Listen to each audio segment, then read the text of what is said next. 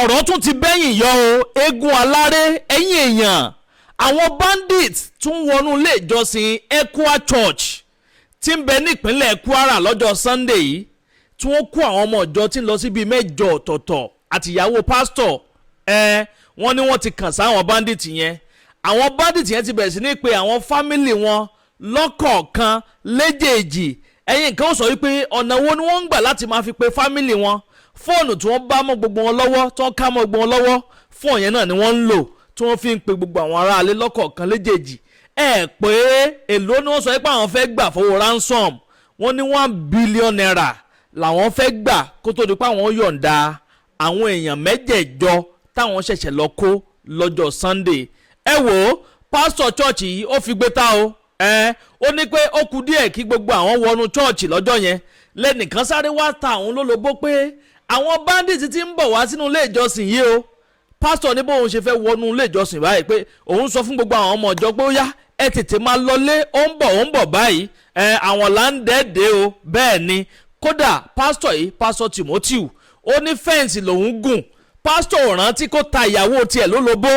Àwọn ìyàwó pásítọ̀ ń bẹ lákàtà àwọn bandits lọ́wọ́lọ́wọ́ báyìí. Àwọn Yorùbá bọ̀ wọ́n ní tíná bá ń jó ni tí ń jọmọ ẹni tara ẹni là ń kọ́kọ́ paná. Pásítọ̀ yìí kọ́kọ́ dọ́gbọ́n sọ̀rọ̀ ara títí ẹ̀ ná kó tó di pé ó rántí ìyàwó rẹ̀. Ìyàwó ẹ̀ ń bẹ lákàtà àwọn afẹ̀míṣòfò lọ́wọ́lọ́wọ́ báyìí. Ẹ̀yin èèyàn màá gbé yín débẹ̀ màá yànnàná ẹ̀ fún yín bó ṣe jẹ́ gan ní pàtó. Ẹ máa bá ń like fídíò yìí kẹ́ máa comment kẹ́sì máa bá mi pín káàkiri lógúnlógún lọ́gbọ̀nlọ́gbọ̀n kó bà lè kan ọ̀pọ̀lọpọ̀ àwọn èèyàn lára. Orílẹ̀-èdè Nàìjíríà nǹkan ti pọ̀ olúkúrúmuṣu fún tán yányán ni torí pé kí ni agbára àjọba wa kò ká tàwọn báńdíìtì. Àwọn báńdíìtì lágbára jùjọba lọ. Wọn tẹ́rú tó lè paná ọ̀rọ̀ terrorism yìí mọ́. Ọlọ́run nìkan ni ó jẹ́ kí ọ̀rọ̀ terrorism lórílẹ̀‐èdè Nàìjíríà yìí kó lè wá sópin torí agbára àwọn afẹ̀míṣòfò yìí ojoojúmọ́ lágbára wọn ń peléke sí. Kàkà kéwé àgbọ̀n dẹ̀ lára wọn kókókó ní tún lé sí lójoojúmọ́. Fẹ́yìn tẹ́ ti gbàgbé lọ́jọ́ Sunday tó kọjá yìí ni o ní nǹkan bíi aago 7 àárọ̀ ságo 8 táwọn àwọn kìrìsìtẹ́nì tí wọ́n sọ wípé káwọn lọ lé ìjọsìn káwọn lọ máa yin Olúwa àwọn káwọn fẹ̀mí ìmoore hàn sọ́lọ́run tó dá wọn tó pa àwọn mọ́ bó ṣe fẹ́ máa wọnú ilé ìjọsìn báyìí. Àwọn bandit afẹ̀míṣòfò yìí wọ́n ti yí ilé ìjọsìn yẹn ká wọ́n yípo èèyàn 8 ọ̀tọ̀ọ̀tọ̀ ni wọ́n kó wọnú igbó lọ. Wọ́n léèyàn 11 ni wọ́n kọ́kọ́ kó pé àmọ́ nínú àwọn èèyàn 11 yẹn wọ́n ní màmá arúgbó kan àwọn arúgbó kẹ̀jẹ́kẹ̀jẹ́ méjì kan ń bẹ láàrin wọn tó ń rí i pé wọ́n lókun dáadáa wọ́n lágbára dáadáa láti lè rin ìrìn àjò tí wọ́n máa rìn wọnú igbó yẹn.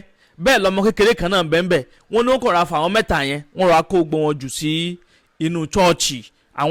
Àwọn 8 tó kù tó ń rí i pé agbára wọn ó dá ṣákáṣáká ń tiẹ̀ gbogbo àwọn yùn wọ́n kó gbogbo wọn wọnú igbó lọ. Wọ́n ní màmá àgbàlagbà kan bẹ́nu àwọn tó ń kó wọnú igbó lọ 90 years old ní wọ́n pe màmá yẹn. Wọ́n nígbà tí pásítọ̀ ibẹ̀ sí ní bá àwọn fámìlì ẹ̀ sọ̀rọ̀ àtìyàwó ẹ̀ pé wọ́n ní màmá yẹn ò wá òkè o àmọ́ gbogbo àwọn tó kù ń bẹ̀ pásítọ̀ níbò ni wọ́n ní òǹgbẹ́ ń gbé àwọn o páwọn òró mímu nínú igbó. Wọ́n ní màmá tó jẹ́ 80 years nínú wọn bóyá ń bá àwọn bandit lágídí ni o bí kan ni o kò yé èèyàn. Wọ́n ní wọ́n ti jan ìdí ìbọn mọ́ màmá 90 years lórí pé màmá yẹn ń bẹ nínú ìrora lọ́wọ́lọ́wọ́ báyìí. Ó láwọn bandit wọ́n bẹ̀ sí sọ̀rọ̀ wípé káwọn lọ wá owó wá ní o pé 1 billion naira làwọn máa gbà kó tó di pé àwọn máa rìlíìsì gbogbo àwọn 8 tí wọ́n kó lọ nínú chọ́ọ̀chì fa 1 billion naira. Wọ́n ní kó sọ fún gbogbo àwọn tí ń bẹ lágbègbè òrò àgọ́ ní òmùgọ̀ ìfẹ́lódún community area nípínlẹ̀ Kwara.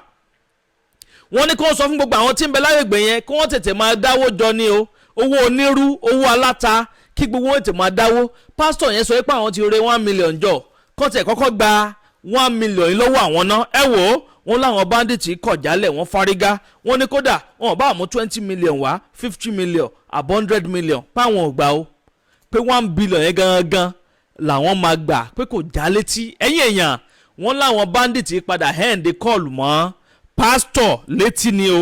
Wò ó ọ̀rọ̀ yìí gbẹnu tán ó lékenkà bẹ́ẹ̀ náà ló paka sọ pásítọ̀ Ọmọlé Sunday Timothy òun ló fi gbé ta o tó bẹ̀ sí ń bá àwọn ìwé ìròyìn Sahara Reporter ló bẹ̀ sí ń bá wọn sọ̀rọ̀ kó má dàbẹ́ ni pé mo kàn ń ṣe àhesọ ọ̀rọ̀ ẹ jẹ́ ń kà á fún yín kẹ́yìn náà fetí ara yín gbọ́ torí àwọn Yorùbá bọ̀ wọ́n ní ọ̀rọ̀ sùnùkùn báyìí ojú sùnùkùn náà la fi ń wò ẹ má bá ń pín kínní káàkiri o kí wọn bá mi like ẹ sì má bá mi comment lágbára Ọlọ́run ọba Èdùmàrè ẹ ní ṣe kò ń gẹ bandit o ẹ bá ń ṣàmì àdúrà bẹ́ẹ̀ sì ni kẹ́ bá ń gbé tọ àdúrà mi ẹ máa gbọ́ o. wọ́n ní the cleric added that the abductors have maintained a hardline stance refusing to reduce their demand despite pleas from the community.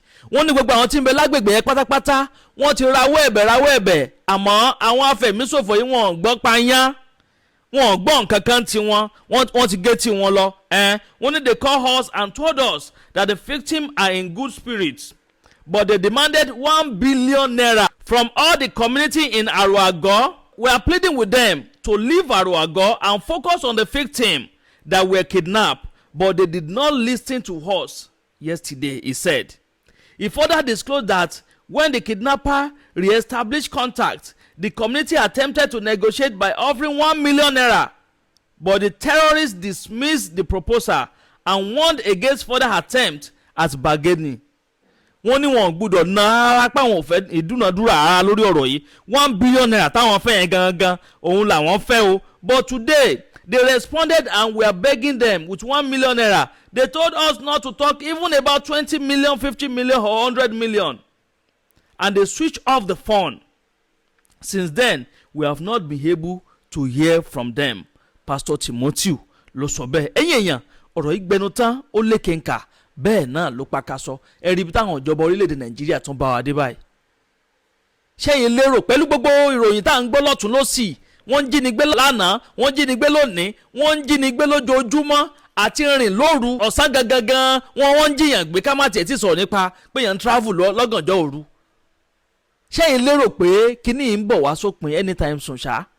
gbogbo àwọn US troops tán ní àwọn Amẹ́ríkà wọ́n ti wá ràn wá lọ́wọ́ ni wọ́n kó gbá wọn káwọ́ wá ni wọ́n kàn wà lórílẹ̀‐èdè Nàìjíríà náà ni àrípa tiwọn ojoojúmọ́ ni wọ́n ń jiyàn gbé ojoojúmọ́ ni wọ́n ń kidnap agbára àwọn ọmọ ológun wa ò ká wọn mọ́ ojoojúmọ́ ni wọ́n ń fẹ̀mí àwọn ọmọ ológun ṣòfò dànù lórílẹ̀‐èdè Nàìjíríà nígbà tí wọ́n bá ti wá pa gbogbo àwọn ọmọ ológun tán báyìí àwa tá àjọ ọmọ ológun tá àmọ̀ bọ́yìn tá àti ẹ̀ níbọn dání kí ni fèètì wa.